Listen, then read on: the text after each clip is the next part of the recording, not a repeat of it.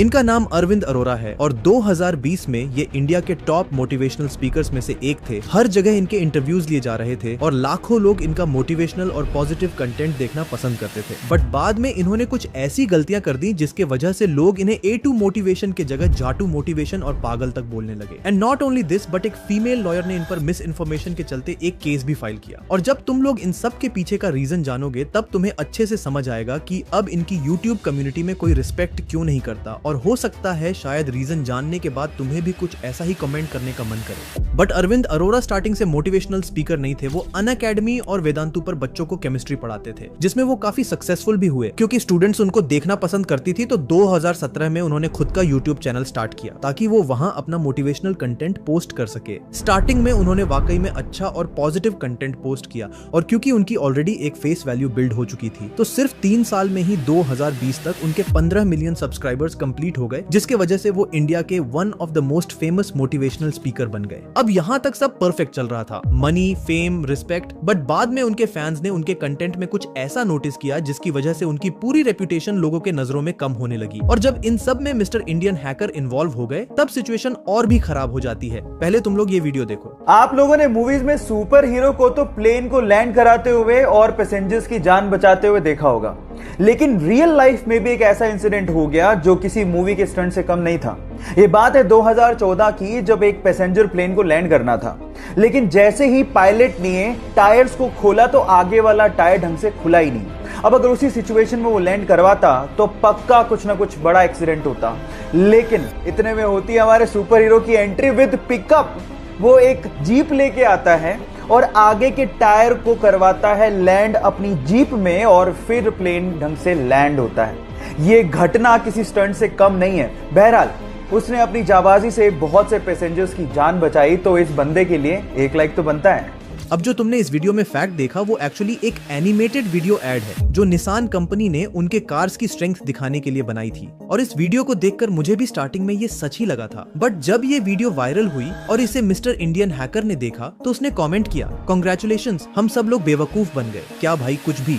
और ये कमेंट देखने के बाद लोगों का ट्रस्ट अरविंद से पूरी तरह से उठ गया और ऑडियंस ने उन्हें हेट करना शुरू किया। और अगर तुमने भी इनके वीडियोस को पिछले कुछ सालों से देखा होगा तो शायद तुमने भी ये नोटिस किया होगा कि ये बहुत सारी वीडियोस में फैक्ट कम बता रहे हैं और मिस इन्फॉर्मेशन ज्यादा दे रहे हैं। कभी वो प्रेमानंद जी महाराज को अंबानी से कंपेयर करते हैं। अच्छा, सबसे ज्यादा अमीर कौन है, मुकेश अंबानी या प्रेमानंद जी महाराज? प्रेमानंद जी महाराज। तो कभी आलिया भट्ट को जया किशोरी से। अच्छा, आलिया भट्ट ज्यादा खूबसूरत है कि जया किशोरी जी? जया किशोरी जी। कोई सेंस है इस बात की? और अपने सर जी यहीं तक नहीं रुके, बल्कि यही हरकतें उन्होंने नेशनल टेलीविजन पर भी की। इन 2023 वो अपने स्टार्टअप कॉन्कर ऐप की पिच लेकर शार्क टैंक इंडिया में चले गए। शार्क्स को इनका ऐप पसंद भी आया और शायद इनको फंडिंग मिल भी जाती, लेकिन जब अरविंद को कुछ सवाल पूछे गए तो वो अपनी ओवर स्मार्टनेस दिखाने के चक्कर में बोलते हैं कि उन्हें शगुन का 1 रुपया भी चलेगा। आपकी आस क्या है अरविंद, आप स्पेसिफाई कर दीजिए। पहला ऑफर तो ये है कि आप शगुन का 1 रुपया भी देंगे तो मुझे वो मंजूर है। आप घुमाइए मत बात को।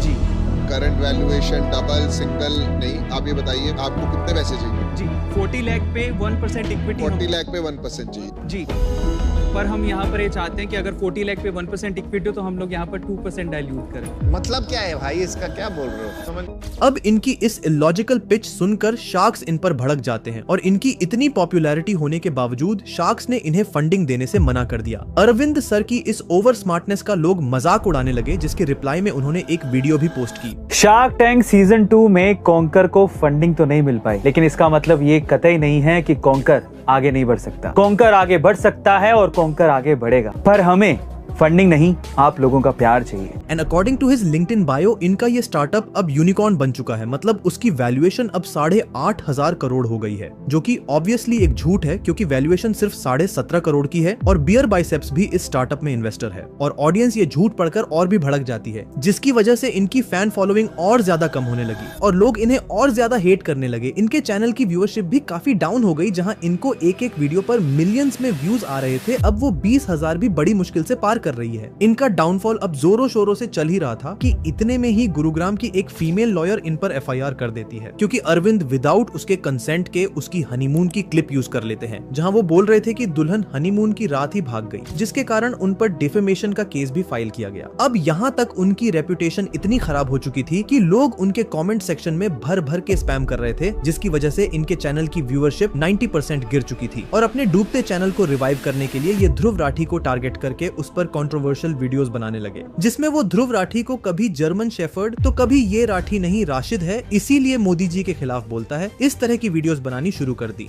उनमें से कुछ लोग भगवान श्री राम की फोटो हटा के अब उस जर्मन शेफर्ड की फोटो लगा के बैठे। यहाँ तक कि यूट्यूब को भी नहीं छोड़ा। यूट्यूब भी इसमें दूध का दूल्हा नहीं है।